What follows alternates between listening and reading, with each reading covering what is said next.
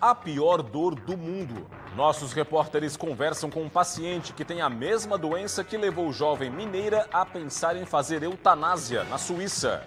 A reunião entre a NTT e a Arteres Litoral Sul. Audiência pública debate contrato de concessão e obras de melhoria na BR-101. Série B do Brasileiro. Chapecoense perde e pode terminar a rodada dentro da zona do rebaixamento. O maior festival de dança do mundo. Conheça a história de um grupo de bailarinos de Pelotas que enfrentou a tragédia climática no Rio Grande do Sul e está presente no Festival de Dança de Joinville.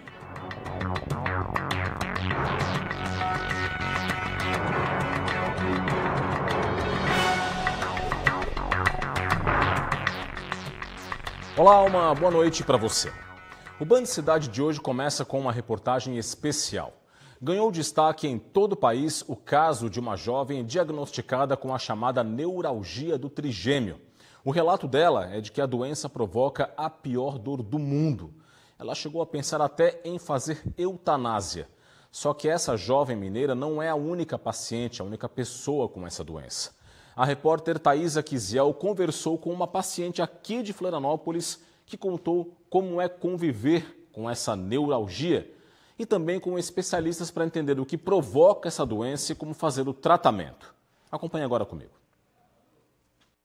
O que era para ser uma rotina, um simples cuidado diário, de repente, quando em crise, se tornou algo quase impossível de ser feito. Não podia tocar porque doía toda a face esquerda, tá? Mastigava, doía a face esquerda. Quando eu andava um pouquinho mais rápido, também doía. Tudo começou há 5 anos.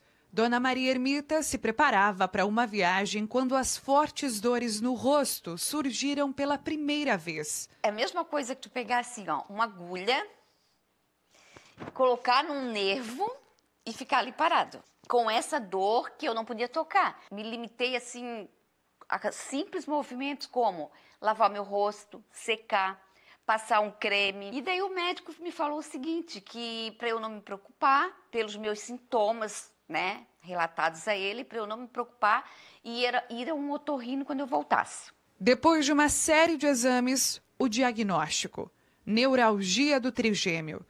A doença afeta as terminações nervosas das áreas responsáveis pelas funções motora e sensitiva do cérebro. Resultado: crises de dores extremas na face. É que como são crises muito uma atrás da outra e muito intensas, às vezes a sensação que ele tem é que essa dor ela tá quase que seguida. Então esse quadro da dor que ela ser forte intensidade e é realmente considerada a pior dor que o ser humano pode sentir e curta duração é uma das principais características da neuralgia do trigêmeo. Ela pode ser desencadeada por falar, por tocar, por escovar os dentes, por comer. Então, eu já tive pacientes, por exemplo, que chegaram com metade do rosto completamente sujo que não deixava tocar, né? Ou pacientes que chegam aqui, que escrevem em algum papel, colocando o que ele está sentindo, porque se ele fala, ele tem crise de dor de tão intensa que é essa dor. Então as pessoas realmente pensam em se matar. O doutor Marcelo Linhares é especialista em neurocirurgia funcional e trata pacientes com essa doença há 25 anos. O neurocirurgião explica que a neuralgia do trigêmeo pode acometer qualquer pessoa, de qualquer idade. Porém, é mais frequente em mulheres e com idade superior a 50 anos. No Brasil, todos os anos, 5 em cada 100 mil pessoas recebem o diagnóstico. A doença ganhou ainda mais repercussão depois que a mineira Carolina Leite, de 27 anos, pediu ajuda financeira nas redes sociais para se submeter a uma eutanásia na Suíça. Se, por um acaso, no mundo ideal, em que minha dor reduza ali pelo menos uns 70%, talvez eu reconsidere a eutanásia. Recentemente, Carolina passou por um procedimento cirúrgico com o implante de um neuroestimulador. A esperança de se livrar das dores renasceu. Na UTI, eu vou passar por um processo de sonoterapia. Eu vou ser induzida ao sono, induzida a uma sedação, e essa sedação tem o objetivo de reiniciar o meu cérebro, adormecer meu cérebro, deixar ele sem estímulos dolorosos, para que quando eu acordar, talvez esses estímulos estejam diminuídos e eu fico preparada, então, para um novo procedimento que meu médico ainda vai avaliar, se vai ser uma radiofrequência, se vai ser uma implantação de bomba de morfina. Já para a dona Maria Ermita, entregar-se não é uma opção. Vou ficar bem aproveitar, mas eu tenho muita fé em Deus e muita fé também na ciência, né? Como eu tenho os meus pensamentos sempre muito positivos, que uma hora vai... Embora sozinho. Não vou mais ter essa dor. Uma reunião entre a NTT, Bancada Federal Catarinense e concessionária, discutiu o futuro do contrato de concessão do trecho norte da BR-101.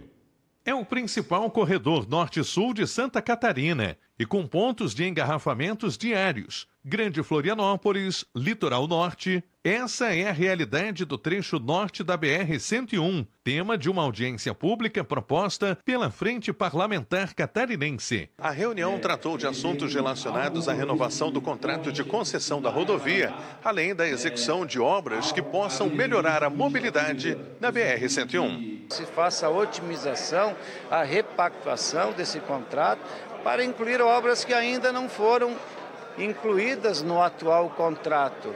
Nós não podemos esperar finalizar esse contrato para daí pensarmos daqui a 8 anos, 9 anos nas obras que precisam ser feitas. O atual contrato de concessão com a Artérias Litoral Sul termina em 2033 e pode ser renovado por mais 15 anos, desde que a concessionária promova intervenções. A principal delas é a construção do túnel do Morro dos Cavalos, em Palhoça. Discutimos principalmente a questão do túnel, dos túneis do Morro dos Cavalos.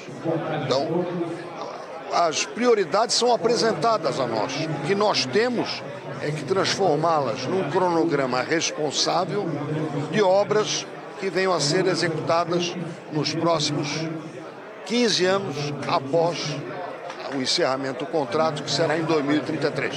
A Federação das Indústrias de Santa Catarina defende que estas obras sejam detalhadas na renovação do contrato com a concessionária. A rodovia paralela, uma rodovia alternativa à BR-101, tem que também ser executada, se não no primeiro momento, mas em seguida tem que ser feita uma rodovia alternativa à BR-101. No litoral norte, uma alternativa BR-101 entre Tijucas e Barra Velha também tem sido discutida. Nós entendemos que é necessário, com urgência, botar em prática esse projeto que já iniciou, na verdade, no governo do estado na gestão passada, um anteprojeto para fazer essa rodovia paralela, desafogar o trânsito da BR-101 e tornar a nossa atividade mais dinâmica, mais competitiva para atender o mercado de Santa Catarina que cresce. A seguir, o destaque aqui no Band Cidade é para a eleição municipal deste ano. Tribunal Superior Eleitoral divulga a relação dos maiores e dos menores colégios eleitorais de Santa Catarina. E veja também, partidos e federações dão a largada para as convenções que vão definir os nomes para a disputa eleitoral de outubro. Os detalhes e o comentário de Cláudio Prisco Paraíso logo após o intervalo. Eu volto já já.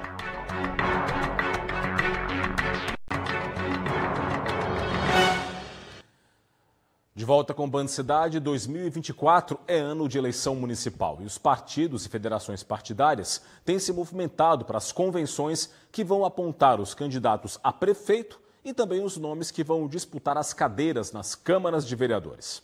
No dia 6 de outubro, as sessões eleitorais espalhadas pelos mais de 5.500 municípios do país estarão prontas para receber eleitoras e eleitores que vão escolher os novos representantes para os cargos de prefeito, vice-prefeito e vereador. Em Santa Catarina, o crescimento de eleitores entre 2020 e 2024 teve um salto superior a 8%.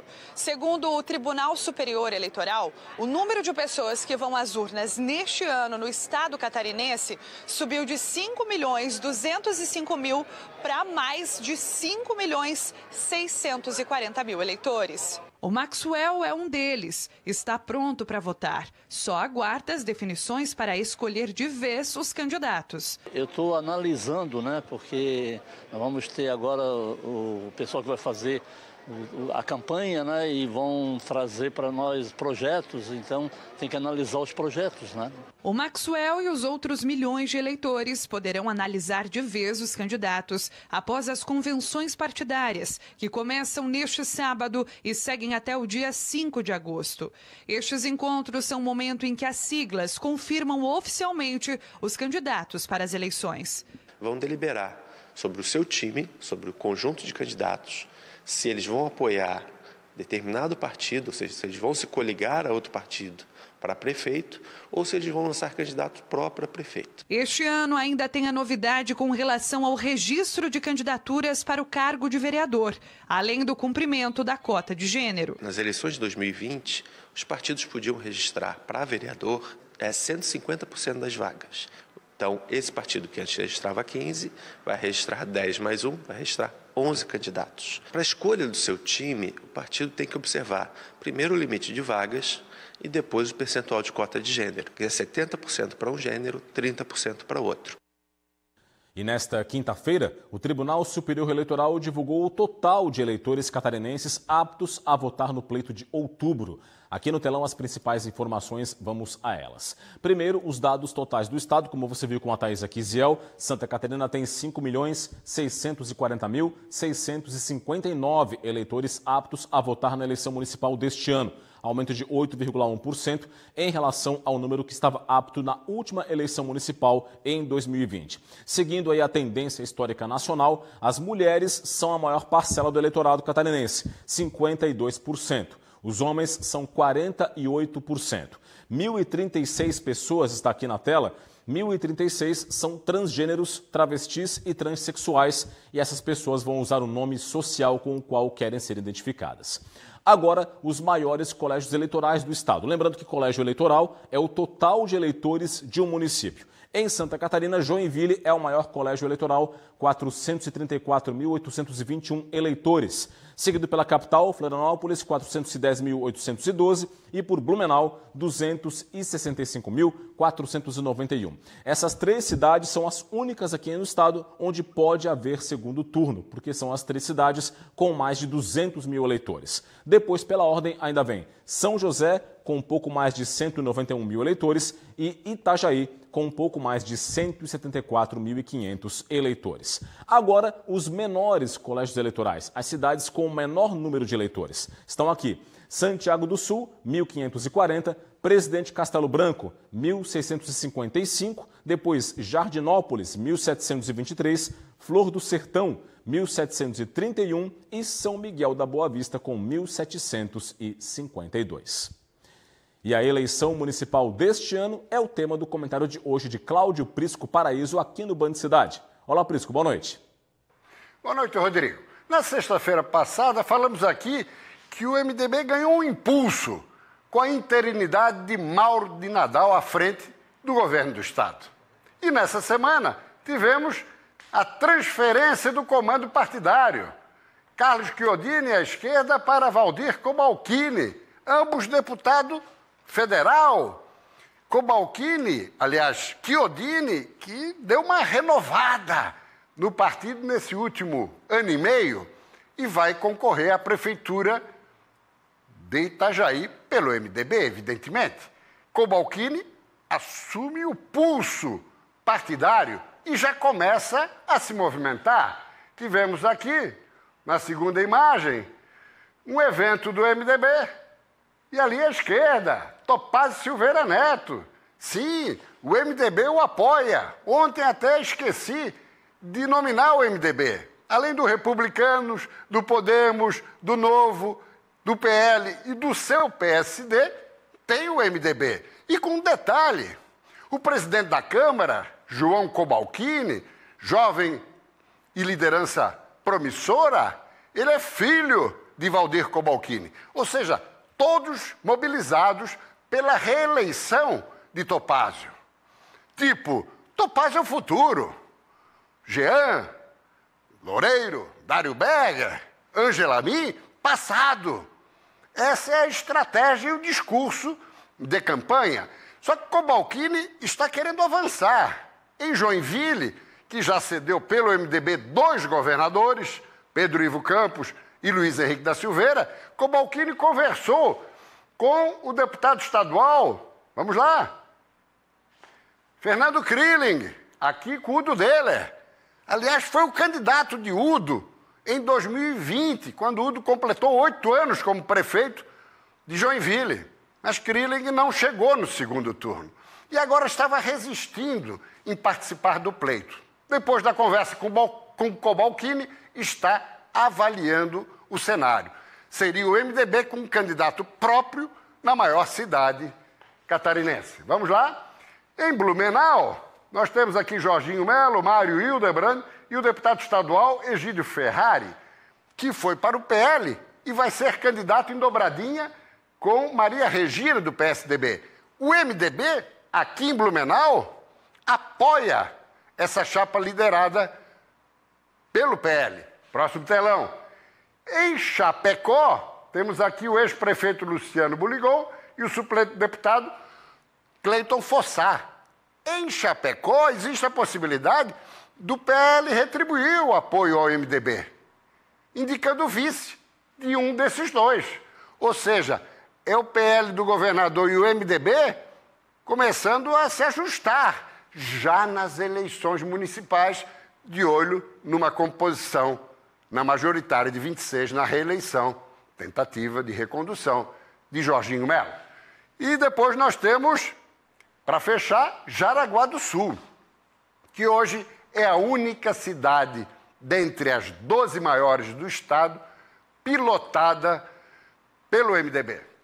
Aqui à direita o deputado estadual Antídio Lunelli, que foi prefeito, se reelegeu com Jair Franzner de vice, renunciou, elegeu-se deputado estadual e agora Jair Franzner é favoritíssimo à reeleição.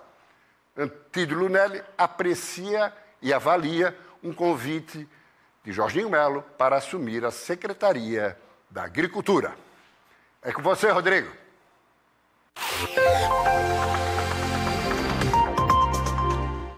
Ok, Prisco, vamos lá agora com as informações do tempo. Para quem gosta de atividades ao ar livre, o fim de semana vai ser muito propício para curtir com a família e os amigos. A presença de uma massa de ar seco no centro-sul do Brasil deixa o tempo firme em Santa Catarina. No sábado, sol e poucas nuvens em todas as regiões do estado. Podem ocorrer alguns nevoeiros isolados na madrugada e no amanhecer. As temperaturas vão estar amenas na madrugada, com umas mínimas que podem chegar entre 7 e 10 graus. No decorrer do dia, rápida elevação em máximas que vão oscilar entre 24 e 27 graus. Confira aqui comigo.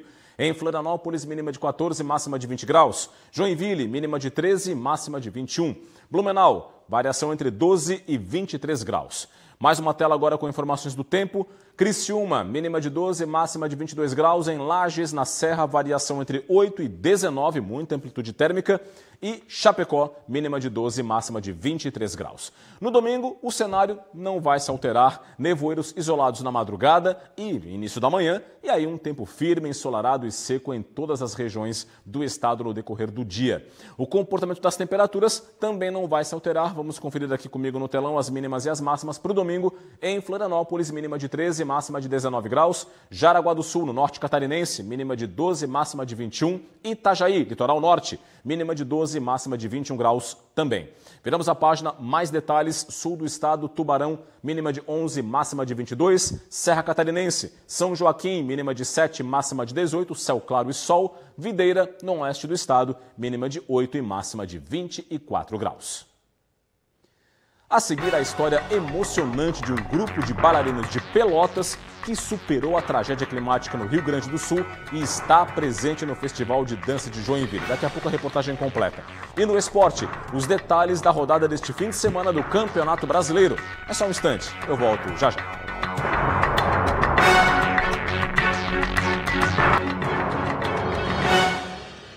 Estamos de volta com o Band Cidade. Você confere agora as informações do esporte de hoje.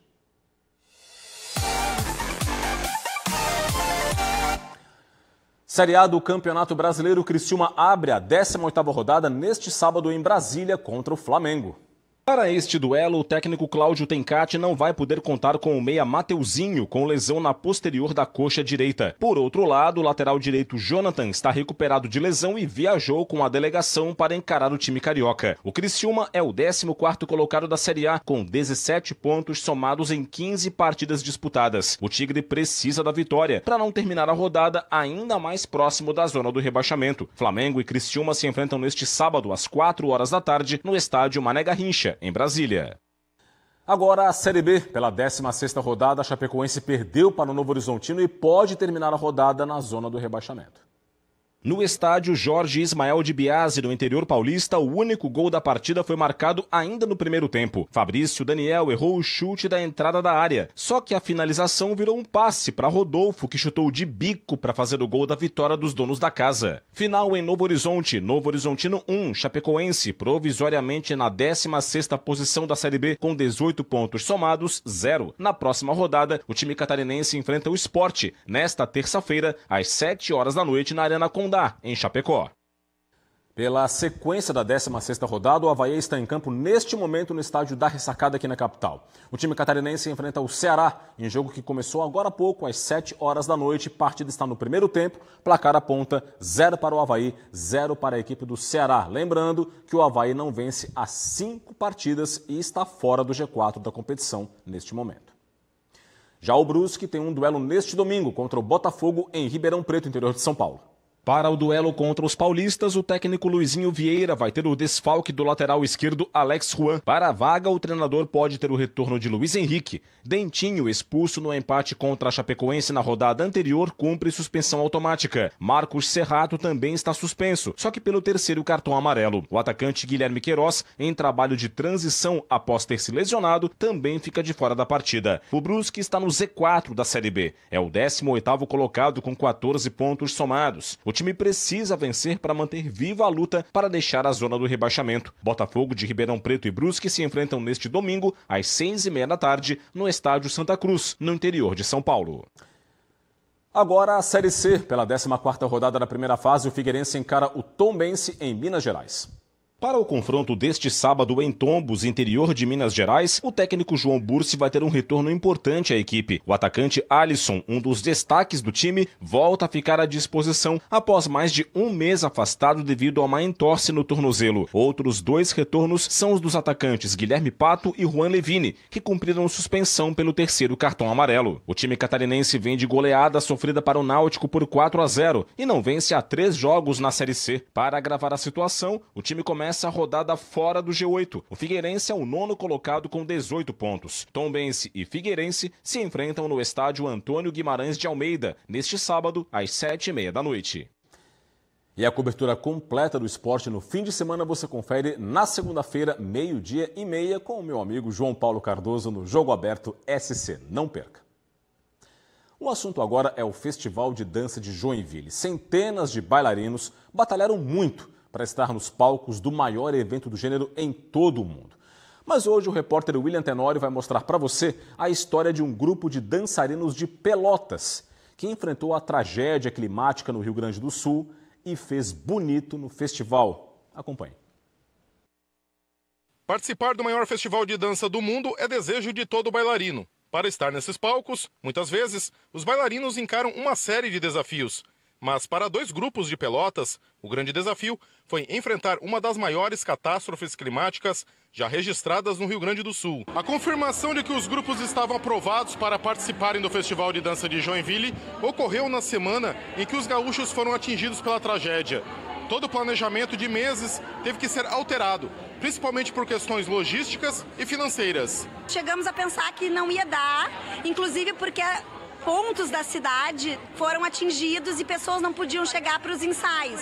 Mas aí nós, com a garra, com a força de vontade, nos reorganizamos e conseguimos chegar aqui para fazer essa participação que é histórica e emocionante para nós. Parte dos bailarinos teve que se dividir entre o acolhimento a amigos e parentes e a expectativa de participar do maior festival de dança do mundo. Outros foram diretamente atingidos pela enchente e perderam quase tudo. A gente estava passando por um tempo de dificuldade, de tentar se reorganizar, porque a gente, enfim, passou por esse tempo de instabilidade, mas Eu acredito que depois de tudo isso a gente conseguiu se juntar, a gente ficou lá na casa da minha irmã e deu tudo certo depois. Em meio ao caos e às incertezas, ainda sobrou força para a solidariedade. Esta companhia organizou uma grande mostra de dança para levar alegria e esperança em um abrigo de Pelotas. Foi uma maneira da gente poder colaborar com tudo aquilo que estava acontecendo e levar um pouco de alegria, de distração para toda aquela situação que a gente estava passando no nosso estado. Que bela história. E é isso, ficamos por aqui com o Band Cidade. Para rever as nossas reportagens, acesse TVBV Online a partir do QR Code que está na sua tela, que você escaneia com o seu smartphone. Vem aí o Jornal da Band. Para você, um forte abraço. Muito obrigado pela audiência ao longo de toda a semana. Bom fim de semana e até segunda-feira. Tchau, tchau.